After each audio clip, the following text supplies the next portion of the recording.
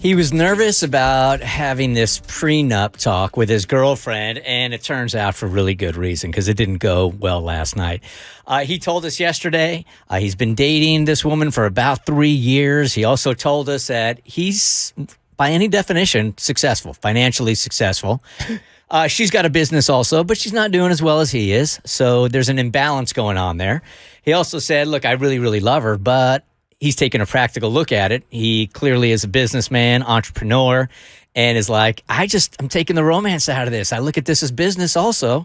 So how do I even have this conversation with my girlfriend? And I told these guys yesterday, my girlfriend made that real easy. She took it off the table or put it on the table even before we were engaged and said, if it ever gets to this point, I just want to let you know if this whole prenup thing's holding you back, don't worry about it. So I'm like, well, that's a relief. Will you marry me? So, Tiffany really did. She put it on the table. We discussed it. And then after we got engaged, I just circled back and said, you still got the same attitude, right? And she did. So I didn't have to go through this, but I was nervous about having this also. And I understand how, look, when you get married, the romance of being married and being with somebody for your entire life, that is very romantic. But as a guy that has gone through a divorce, has got a little extra couple of years on him and stuff, I understood the part about having to protect what you've built also. It's just you're being practical, you're being logical, you're taking this is a financial and business transaction if you think about it. Yes, obviously it's very emotional, but you have to take that out of it because when you look at the numbers, when you look at the statistics, of course you don't want anything to happen. You want to believe in the longevity of your relationship, but God forbid something does, you need to be protected. So I guess what I'm looking for here before I read this updated email is for those of you that really believe like prenup will not happen. It will not happen if we get married. No, no, no. I'd love to hear why. 1-855-BERT Show. So here's how he starts the email. Well, that didn't go well. That's how he started it? Out the gate. Not even a Hey Bert Show. Well, that didn't go well. I really thought this would have been more of a mature conversation. I think, did he just call her immature? Yep. Oh, well, in a roundabout way, yep. That's what I heard. Yep. I think I heard someone say yesterday that it's a much more practical decision than it is a romantic one, and apparently my girlfriend took it very personally. I simply asked her, in the future, if we were to get married, how do you feel about prenups? She said, I think it says that one person isn't fully entering the marriage. All right, before I go on to that, how do you guys feel about that? One person isn't fully entering the marriage. No. I've never agreed with that. Cassie, you got a little something in your eye there. I do, and I think the difference is when you don't come from a lot of money or have a lot of money, that's how it feels. So I didn't grow up poor at all. Let me be very clear. My parents were middle class, but it's not like we had tons of assets to be protected. So I think when you're coming from a standard mindset and not the mindset of a business person who has assets to be protected, it feels like somebody already has a foot out the door.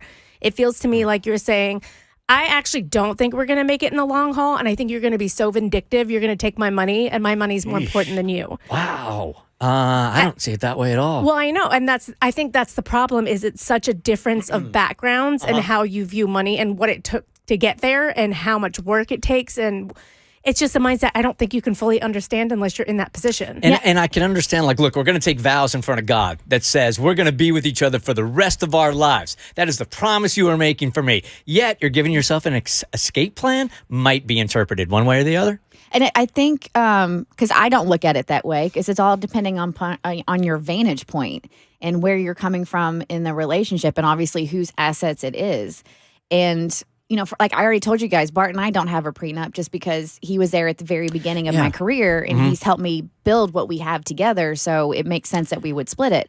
But yeah, I do feel like if you're thinking the person is doing this because they think you're going to be vindictive enough to take their money, then you're definitely taking it personal. And I also feel there is a definition here because when I got married way back in the day, I didn't have anything.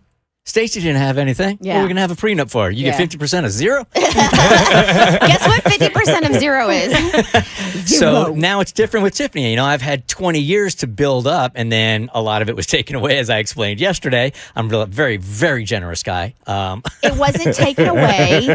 You and Stacy had a long relationship together, and she helped you with your career, right? Yeah. That was amicable in the courts. Yes, it was. And well, when you're getting that kind of money, it would be amicable. I feel like you should be able to like consider the human element involved in situations like these. Like, okay, you never know how things are really going to go. There's no way to truly know that, but I feel like you can go in something with the greatest of intentions. You can genuinely love the person and you can really want it to work, but it just may not in the end. And I think it's okay to protect yourself. So he continues to say, she feels that if I was confident we were going to be together, then why would it even matter? She's questioning if I even believe in our relationship. She said if she would consider it she said if she would consider it if there was an infidelity clause that said if I cheated, she would be entitled to half. So he writes, so maybe that's a compromise? He writes, I don't know, but I do know that I have worked way too hard in my life to risk half of all my earnings in any quote-unquote investment. That doesn't sound very romantic, I understand, he says, but the thought of starting over again isn't an option for me, so not sure where to go here. Help. So if a man in his position feels as if, okay, why would it matter? Like, if you're just marrying me for me, you're not marrying me for what I have, what does it really matter at the end of the day? Would he be wrong for feeling that way? I don't think so. Yeah, it's all valid. This infidelity clause is an interesting one. We might have to get into that later. Because I'm telling you right now when it comes to, it's not just about the money, right? Because it's the sweat and the blood and the tears and the work and the financial security. Like there's so much more than just looking at the dollar amount. So if anything were to happen to Bart and I was out there and I was dating again, I was to get married, damn, you better believe I'm getting a prenup. I busted my ass for the past 20 years in this career to get to where I am. And yeah, I want to believe that there's going to be longevity here, but I got to protect myself and my assets. Yep. And I would also say that Stacy and I built a lot of our company together, so it made more sense to me at that time. But now that I'm with Tiffany, and then there's that imbalance, and we haven't built anything together yet. But at some point we might. That changes the game, Kath. I think I'm just in a different place because I can't find it relatable at all. And I'm not in the same place. So I think that's maybe why if you're a business person and you're talking to someone who does not have the same assets, for me, it's like, I don't understand. We're about to share a life together and I would give you all of my money. I would give you everything I had if I was entering into a marriage with you. That is the penultimate thing. Like that's it. Game over. Like, we're getting married. That means you have access to me and everything and all that I have. But I don't have a lot of money. I mean, I'm fine, but I don't have assets to be protected. So if his girlfriend is in a similar position, I could see her being like, you care more about your money than you do me. I thought we were in this together for the long haul. Why don't you want to share these things with me? I don't want to take it from you, but I don't understand why you would not want to share any of this with me if you want to spend the rest of your life with me. I'd say, again, because I built it before you came along. And I would say, so you love your career and your money more, not understanding what it is like to put that blood and sweat and tears and sacrifice in. And I'm not saying she's wrong for her vantage point. I'm saying she just doesn't understand. And I think people who are against prenups, I very much believe they have a place in the world. But if I'm dating a Rockefeller, then I know that there's going to be a prenup because you got family money. But if I'm just dating a businessman and you ask me for a prenup, I'm kind of like, calm down. Really? And really, you don't want to share this with me? Not having the vantage point, like you said. But it's not that I don't want to share it with you. We're getting married. I'm like, we're sharing this together. I'm sharing this with you. But I also... It's like from the business standpoint of it, you protect your assets. That's why you have insurance. That's why, and it's just from the business practicality of it, you're going to protect yourself from any type of situation that may arise. Like, and if he cheats on me and then we get a divorce and he gets half my stuff, I'm just like... That's a problem. It's a possibility.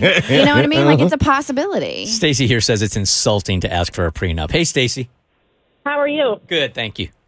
Good. Yes, I came into a similar situation to a man who's pretty accomplished before I got married.